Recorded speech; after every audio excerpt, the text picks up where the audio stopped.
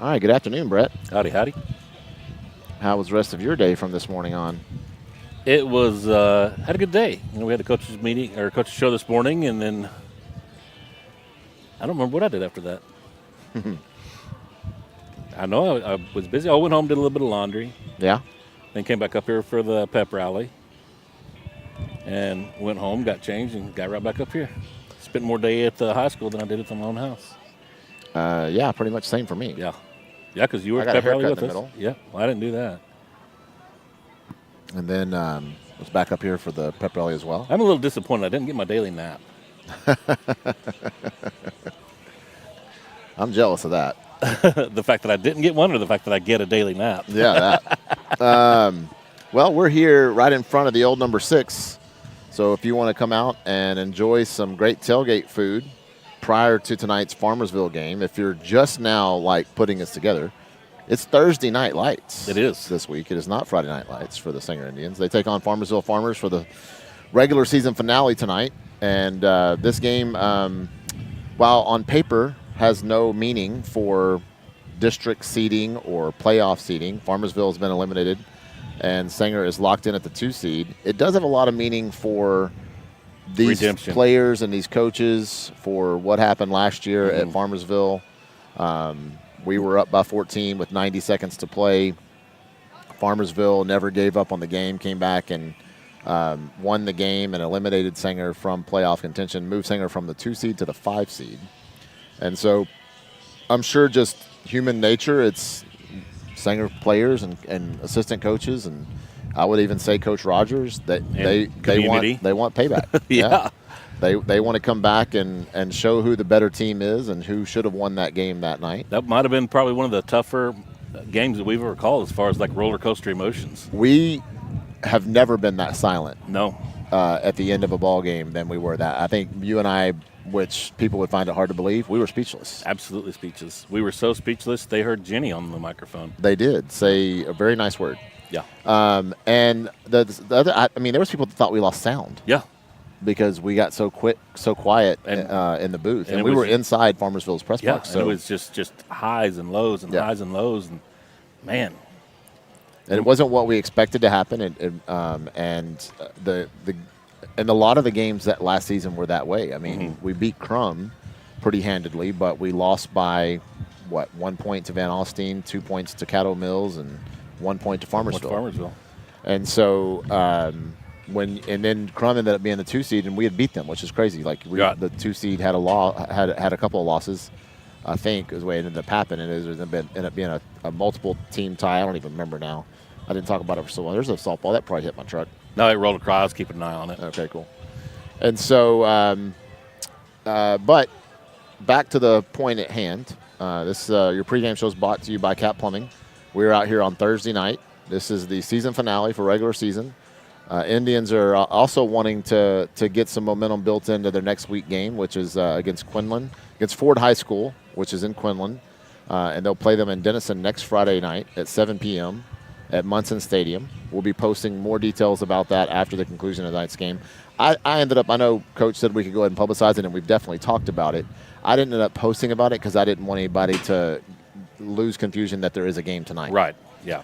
So and you have the talk of people coming back and say, don't put the cart before the horse. You still got one game tonight, which is theoretically true. We still have a game tonight, but this game theoretically also has, like you said, no meaning whatsoever far as on paper for standings. Yeah. And so it basically sets up for some seniors to have their last home game, regardless of what happens next week in the playoffs and beyond. This will be the seniors' last ever game at Stephen Baker Field at Indian Stadium. So it's an opportunity for the local fans to be able to see them right here in their hometown, play one more game, because after that, all the rest of the games will be somewhere else, depending on how far the Indians are able to take us this season. But I know they are ready for this playoff ride. We are ready for this playoff ride. Tonight's a tune-up to get us ready for what will be, and there are several players competing for the district lead in different categories, depending on what you're looking at.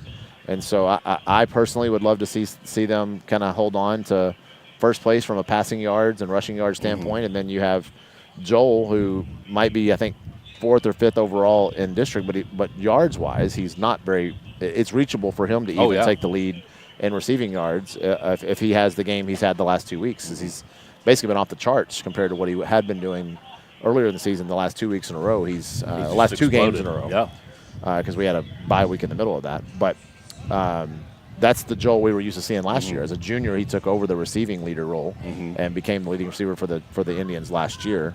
And with the playoffs on the horizon, even has a shot at taking one of the all-time leading receiving yards totals in Sanger history. Because as we reviewed this morning on the show, I have statistics going back to 20 years. And the leading receiver in the last 20 years was 1,010 yards during one of the receivers during one of Dane Evans' tenure, which obviously he threw for 2 seasons over 3,000 yards, which is 3,400 and 3,200 yards respectively his junior and senior year. And so when you do that, you got to have some receivers that are catching for a lot of yards. And so he had multiple receivers in the 7+ 100-yard range each of his seasons that he threw for a lot of yardage. So he spread. Not only did he have a successful passing attack, he spread the ball around. It wasn't because just there's one only receiver. 2 receivers on that list. And for him having 3,000 yards, those 2 receivers combined didn't even add up to 2,000 yards. So, and they were different seasons. Yeah, they were different seasons, and so that was a very well spread out offense. Had to have been for a quarterback to have that many yards. So. So, anyway, so there's some exciting things. Reggie has a shot at getting to 2,000, potentially even tonight. Reed Sebastian has a chance of getting to 2,000. Based on what we have been able to uncover, we do not believe that Sanger's ever had a 2,000-yard passer and 2,000-yard rusher in the same season. Yes, they've had a 2,000-yard rusher most recently in 2006, and there has been talk about there was some potential 2,000-yard rushers back in the 80s as well. We're still trying to uncover the rest of that information. I did have somebody reach out and send me some more information this morning after the coaches show. Another way to find the Sanger Courier archives. So I am going to do some more research over the next week and try to have something heading into next week's playoff round to have an additional thought for us to talk about. So those are great things to find and look through. And I have found some of the Sanger Courier stuff online. It's kind of like the microfiche things where you have to kind of zoom in and see it. But it's fun to do that. I love stats. I'm a stats guy. I know Coach Rogers really isn't. But to his point this morning, he said once the season is over, he loves to go back and celebrate the players that had some statistical success. He doesn't like to chase stats in a season, and I understand and respect that. There's a lot of negative things that could come from that. If you have a kid playing too deep in regular season and playing too many snaps and he gets hurt or tired or worn out, and he's not ready for postseason, it doesn't help your team from a team standpoint. And a perfect example of that is this year. We talked earlier on the coaches show that it's very possible that Reggie and Reed could both already be over the 2,000-yard mark, but they've had 3 games this year that they've only played one half. Because we had the rainout game versus Pottsboro, and then Bonham game that coach pulled all the offensive starters out at halftime, some of them before halftime, and same thing with the Gainesville game, pulled the starters out. None of them played the second half. So exciting season and exciting, like you said. We know Coach Rogers is not a stats guy. That's proof right there because he could easily left them in there risking an injury just for them to get their stats. But that's not what's best for the team. Correct. And then looking at one other thing that I was going to reference, I had something on my mind this morning that I forgot to bring up, and I want to make sure we do it now. So let me find this. Well, while you're looking, I'm going to go ahead and make an announcement right now. If you have purchased a raffle ticket, I have them with me. I have your copy if you need a copy of it. Come find us tonight at the football game. We'll be up in the press box, or you can message us on Facebook, and I'll come out of the press box at halftime or after the game and find you if you want it. But we have everybody's copies of their tickets with us today. Or if you want to purchase a ticket for the raffle, then we have extra tickets to be available to be purchased today. Very good point. Very good point. So the looking back on our records for playoffs, the Indians have not been to the playoffs since 2022. They lost in the first round that year. They went 7-3 in regular season and then lost in the first round of the playoffs in 2022. So we've had 2 seasons where we've not made the postseason. So it's good to be back in the postseason, number one. And I think the matchup against Ford High School in Quinlan is, I would say, to slightly give the edge to Sanger. Yeah, they're a pretty well-balanced team we are, but I would definitely give the talent edge to Sanger. Yeah. Now, obviously, X's and O's are still executed on the field and not on paper, so Sanger Indians have to go out there and play their brand of football and go out there and kind of leave no doubt and then get ready for the second round. If we go to the second round, it'll be the first time that Sanger's been to the second round of the playoffs since 2015.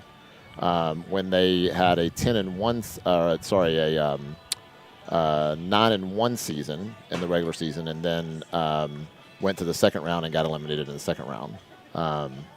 So they went to the second round in the 2015, 2014 seasons, and then before that it was 2006. And as far as my knowledge, and somebody's more than welcome to correct me on this, I don't think Sanger's ever been to the third round of the playoffs. That's what I've heard also. I've heard that constantly. I've heard all year long that if we make it past the second round, it'll be the first time in Sanger's history. Yeah. So this team definitely has a great opportunity to do what not a high number of teams have done, but definitely what some teams have done. I think there's been 5 or 6 teams make it to the second round in Sanger history. So it was a lot different the further you go back, because only one team. Right. In the 90s, 2 teams went. 2 teams, your number one, and number the 2. 80s, 1 team. 80s and before that was 1 team went. And so not only was it harder to get there, but once you got there, the road was tougher. You didn't play a 4th place team or a 2nd place team from another district in the 80s and before. You played the 1st place team from another district. 1 versus 1. And so to get beyond, it was a short road to the state championship. It really was. And so and there was less divisions because you had 1A through 5A. We'll go back further. You had 1 through 4. But for the majority of what all of us know, before 6A existed, we had 1 through 5A, but you didn't have Division 1, Division 2. So there was still a bracket. And you had, in the 80s, 1 team from each district, and you probably still had 4 districts in each region, 16 teams going to the playoffs, and it was a 16-team bracket. Now, when you go to the playoffs, there is a 4A Division 1, 4A, there's a lot more high schools, right. One, but there's also a lot more population. There's a lot more kids going to school, and then enrollment in the state of Texas has skyrocketed up until the last couple of years when it's gone back down for the state of Texas as a whole. So it's going to be interesting to see what happens in realignment. Not to change subjects, but it's coming up quick. It is, and I've been seeing a lot of chatter about where teams will land. 940 Game Day has put out some great data about realignment. You and I are puzzled by the half student reporting. I don't know. I don't know. I mean, I don't know how you get a half a student, but maybe is there a student that maybe the only thing I can think of is maybe, let's say, maybe he was only there half a year. Well, I mean that's the it's as of the date. It's as of the date, yeah. So the only thing I can think of, the one thing that dawned on me is, like, we have cosmetology now, but we used to not. So what if a student does some electives at Denton High? Does Denton High get half of that? So that I don't know. I don't know if they get part of it, or if whatever schools sending students over there, if they just send money. I don't know. I don't know how that works. Because I know in the co-op, which we have for some neighboring districts that send students here for Linda Tutt, that enrollment that when they attend over here in Sanger still goes back to the home school. That enrollment does not roll up into ours. Just the Sanger kids that attend Linda Tutt roll up into Sanger High School's enrollment. Right. And what's crazy about it is on that list that we saw it was 2 different schools from 2 completely different parts of Texas. Yeah. But this one had a half a student and this one had a half a student. Exactly. On the snapshot, which is really crazy to me. So those are interesting things that we don't understand. It's above our pay grade, and that's fine. It's just something to talk about because we don't know how it works. Well, but maybe somebody else explain it to us. Everything is above our pay grade because it's fair. We're volunteers. So if you want to take a look at the recap from last week's game. So we talked about it earlier on the pregame show, but just to kind of bring it up a little bit more, Sanger won at Gainesville last week, 80-22, in what we think is the highest scoring game in Sanger history.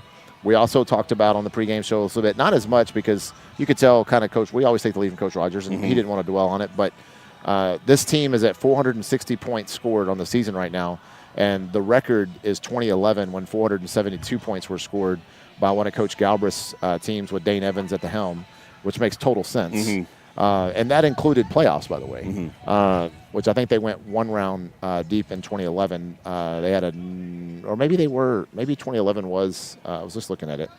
Maybe 2011 was, let's see, 2011 they played 11 games. Yeah, they went one round deep, but they had went 9-1 in regular season and then lost in the first round.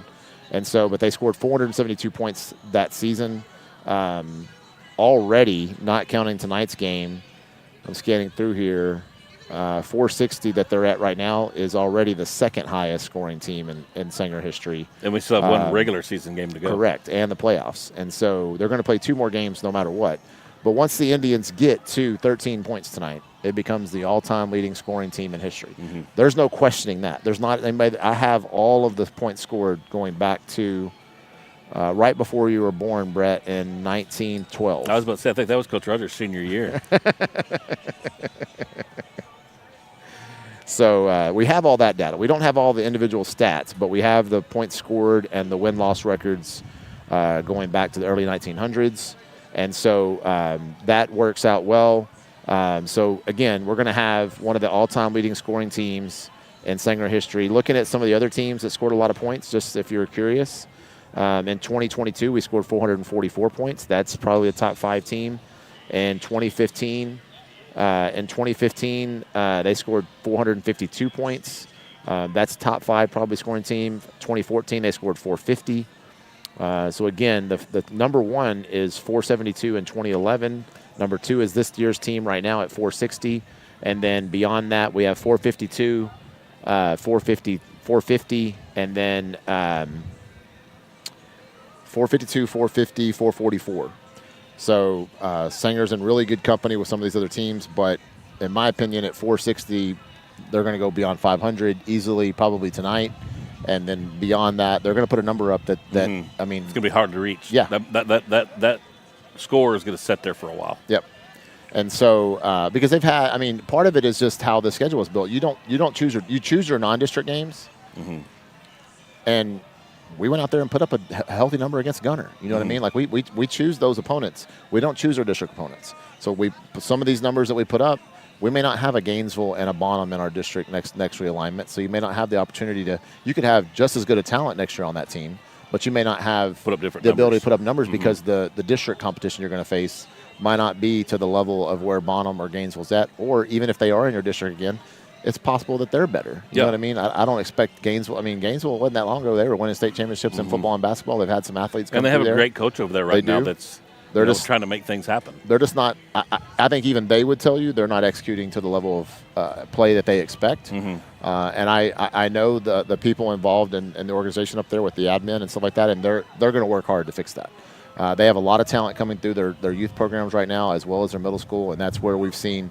I mean, the junior and senior class that we've talked so much about this year, we've been talking about those two classes for years, from going back from when some of those teams had some of the success they had in youth and in middle school, and they're like that, the junior class, even in their freshman year, without some of their freshman starters being playing on varsity, they still had a lot of success.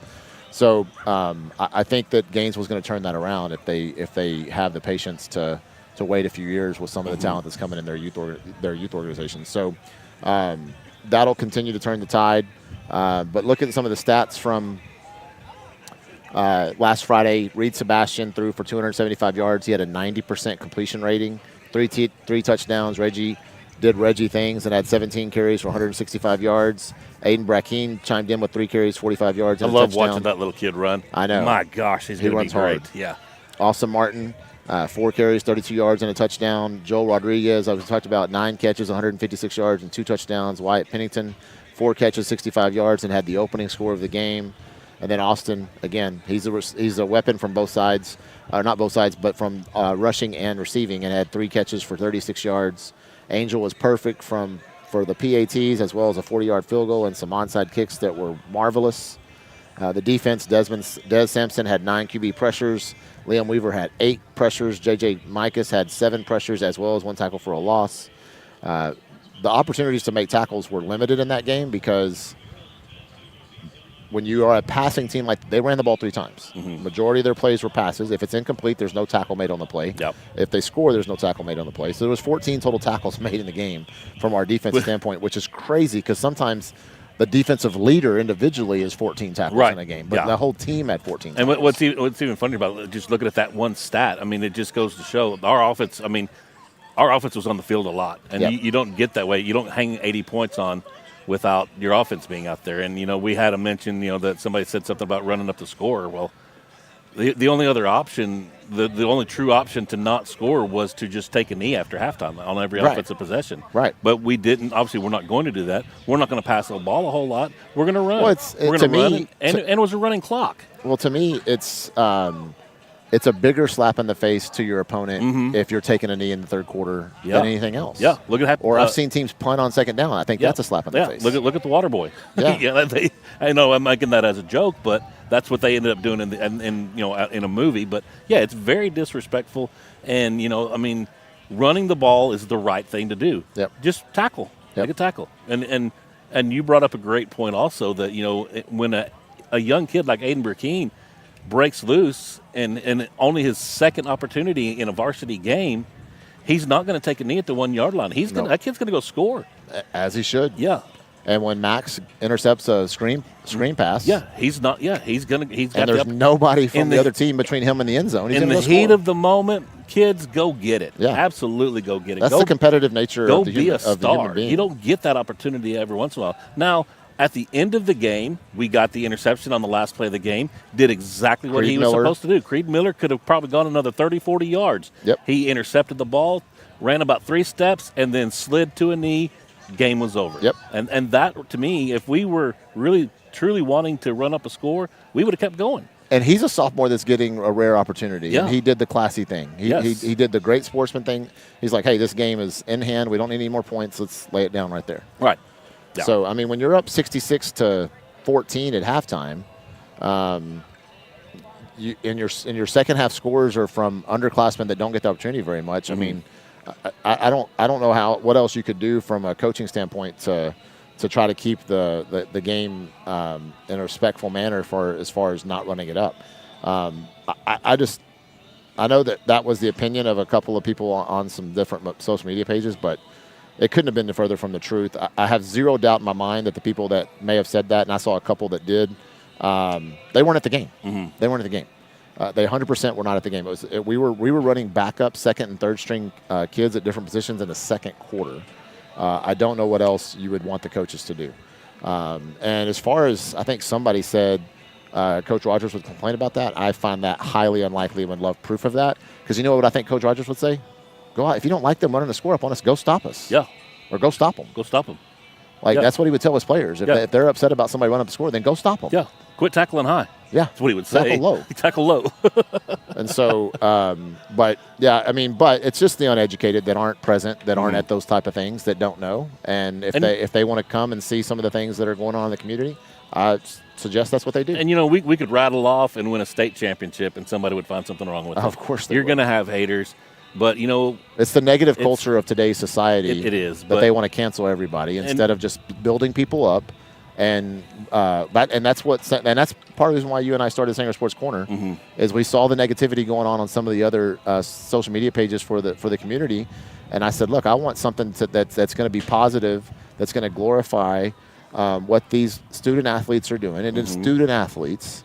None of them have NIL deals that they're out here making any money. No, they're out here trying to better themselves, to be a part of a team, building character. And that's what these athletes and these coaches are doing, and it's going to live on in our community for years to come. It's not something that's going to be gone overnight. And with that being said, I mean, you may look on our page every once in a while, and if you see a negative comment, it's going to get deleted. Yep. And there's a strong possibility if it's a negative comment that's actually directed, and we don't care about ourselves, but if you have something negative to say about us, say it. If you have something negative to say about a player, a coach, a teacher, it's not going to happen on our page. And you're probably going to get blocked. It's going to get deleted, and you're going to get blocked. And then you can't watch free live streams of the games. Yeah. And we're not saying that to be mean or rude or negative. This is a positive platform to highlight our student athletes. And it's our page. It's not the district's page. Yeah, we're not. We have the ability to do what we want with our page at any given time. And it's not something we set out to do. But when negativity rears its head, we're going to do the right thing. We're going to delete the negative comment. We're going to delete the negative post, whatever it is. And we're out here to talk positively about what these athletes, these coaches are doing for this community. And there's a lot of positivity going on. From what cross country just went out and did, placing the boys tied for 4th in state. There's 208 or 12, I don't know, something teams in 4A. Mm-hmm. And they tied for 4th. Tied for 4th. That's impressive stuff. Mm-hmm. I know if you ask that team, they would want to go out and say they won it, but I think 5 of the 7 runners PR'd at state. I mean, it's hard to improve on that, right? You just got to continue to build on that for next year. They're a young team, and all the boys will be back from a varsity cross-country standpoint, and probably more talent coming because there's a couple of freshmen in the mix on that, too, and there could be 8th graders that are coming, too. And remember, JV won district also, so there's definitely more runners coming up. Yeah, dominated district. And so, and then the girls did well. There was only 1 senior on that. Farrah was the leader of Farrah Huey was the leader of the girls, and they placed 11th again.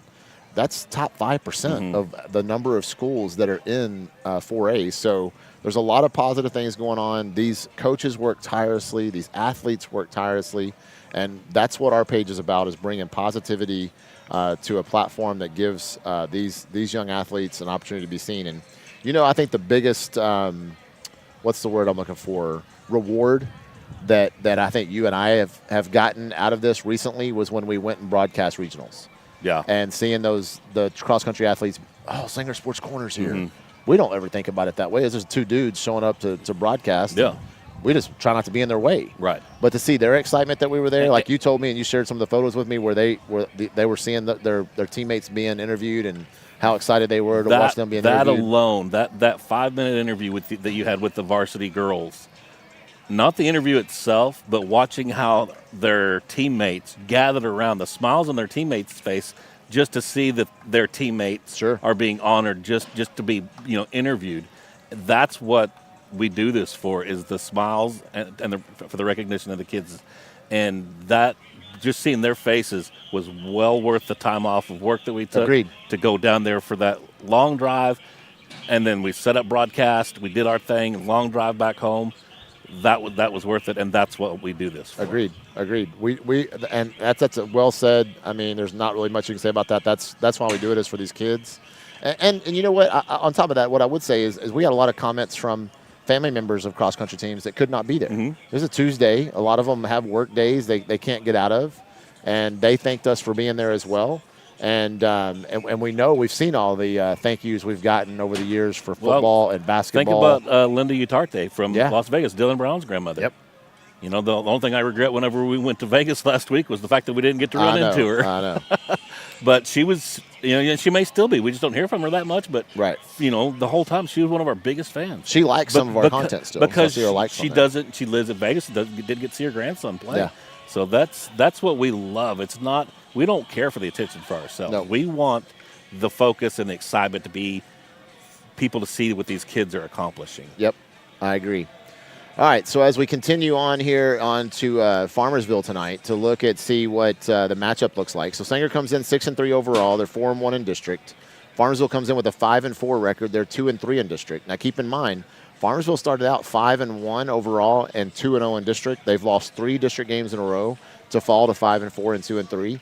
So they did start out with a very strong season. The Farmersville Farmers entered Week 11 again, riding that 3-game losing streak. They are led by QB Levi McAbee, who's thrown for over 1,400 yards this season, as well as 13 touchdowns. And then the offense is led from the running back standpoint of Marquise Oshabi. He's currently 3rd in district with over 1,000 yards rushing and 15 touchdowns.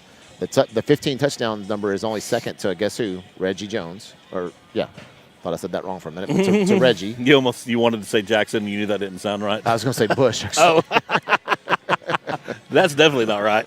There is a Reggie Bush of different fame, and then we have a Stephen Bush, so there's a lot to that. And then from a receiving standpoint, Amare Warren, who plays, he's a two-way player because he was on the stat sheet from a defensive back row as well. He's one of the leaders from an interception standpoint in district. And he is the leading receiver for 556 yards receiving, as well as 7 touchdowns. Defensively, the Farmersville do allow 471 yards per game. That's the second highest mark in district from an average standpoint, but they lead the district in takeaways. They have 20 takeaways on the season, according to the stat update I have. And that leads district. I think it's only ahead of Sanger. I think Sanger, of course, Sanger has the individual leader in takeaways with Jace Jackson with 7. So that is the preview for the Farmers coming in tonight, as well as the Indians. And you see where they stand for this season. I want to make sure I don't have anything. Oh, yeah, we want to talk about that too. And then our games of the week brought to you by Uptown Rail. Again, the Fighting Farmersville Farmers come into Sanger tonight. That is the only game on this list that is tonight. So we won't have any on-air updates during the broadcast tonight, but we will update this tomorrow, probably a couple times online for the Facebook viewers. I'll try to update it at halftime to give everybody the scores on what they are, whatever their halftime scores are on this page, as well as come in and put the finals in tomorrow night. But Cattle Mills travels to Van Alstyne. That game is to decide who the 3 and 4 seed will be. The winner will be the 3. The loser will be the 4. The Crum Bobcats travel to. I think that game might be at Crum. I have that listed at Bonham, but I think that game might be the other way around. I may have that wrong. I think Crum went to Bonham last year, so I think Bonham comes to Crum this year. Because I think I've seen some posts about Crum's final home game. So I think I have that reversed. But either way, Bonham and Crum for sure play each other, but I think that game might be at Crum. I may have that part reversed. The Vernon Lions, 8-1, are at Peaster Greyhounds, 8-1. That game is to decide second place in the neighboring 3A district to our west. The loser of that game will get third in district. And then the fourth spot in that district is still up for grabs. Boyd controls their own destiny. If Boyd can win and beat out number 2 in the state, Paradise Panthers, then they will take the 4 seed. If Boyd loses, which Paradise is probably projected to win in that game, then it comes down to what happens in the Bowie and Iowa Park game. If Bowie wins, then there becomes a 3-way tie for that 4th place spot, and the tiebreaker in the 3-way tie would go to Boyd, and Boyd would be in. If Bowie loses to Iowa Park, then if Bowie loses to Iowa Park and Boyd loses to Paradise, then there will be a 2-way tie between Boyd and Ponder will have that 2-way tiebreaker and would go in as the 4 seed. When you go out to our east in 4A Division 2, District 6 to be exact, which is the district we play our first round, that our entire District 5 plays their first round matchups against, is Sunnyvale Raiders at Canton Eagles. Sunnyvale is at 8-1 and ranked number 5 in state. Canton is 9-0.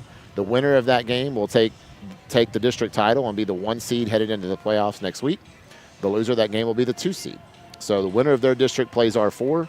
So to put it this way, the winner of that game plays the loser of Cattle Mills and Van Alstyne. And so the winner of Cattle Mills and Van Alstyne will play the loser of Sunnyvale and Canton. So those two names will be on our sheet in some form or fashion next week when we have our games of the week next week, because it'll be 5 versus 6. And then the 3rd place district team in that district is Ford High School, which is the high school in Quinlan, Texas, who we play next week. So that's the 2 versus 3 matchup. We're the 2, they're the 3. And then other games of interest in the neighboring 4A Division 1 district. We've talked about how strong that district is all season, and this is the matchup to see who takes second place behind Salina in that district. Sulphur Springs is number 10 and 8-1 on the season. They travel to Panther Creek and play number 6 Panther Creek Panthers. And again, the winner of that game will take second place in that district. The loser will be the 3 seed headed into the playoffs. And then our last remaining game on our Uptown Rail games of the week is number 10 Pottsboro Cardinals at Whitesboro Bearcats. While that game really doesn't mean anything to Pottsboro, they have the 1 seed locked up. I think Whitesboro could still shift in their positioning. I think if they want to secure the 3 seed overall, then they definitely need to win. And that's a big rivalry game between those 2 teams as well. So really, I think that's it from a standpoint of what we want to talk about on pregame. I'm going to go through this. Yeah, that's going to be it. And so I really want to give a shout out to Cap Plumbing, Michael Berner over at Cap Plumbing. We appreciate all his support. He's a great supporter of the program. Any of your plumbing needs, go see our friend Michael Berner at Cap Plumbing. The other shout out I want to give is one of the appearances on our pregame show earlier this season was from Mason Peebles from Church of Christ. We appreciate everything that they have done to come on board as the official church of the Sanger Sports Corner. Their Sunday services, Bible classes from 9:30 to 10:15, and then the full Sunday worship service from 10:30 to 11:30, as well as Wednesday evening services from 7 to 8. They are located at 400 South Locust Street, Sanger, Texas, right there on the intersection of 5th Street and Locust.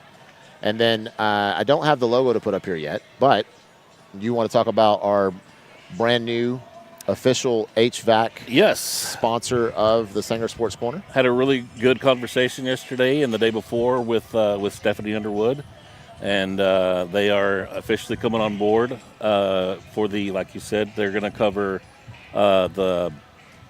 They're going to be our track sponsor, the soccer sponsor, and as well as baseball. The title sponsor for baseball. Yep.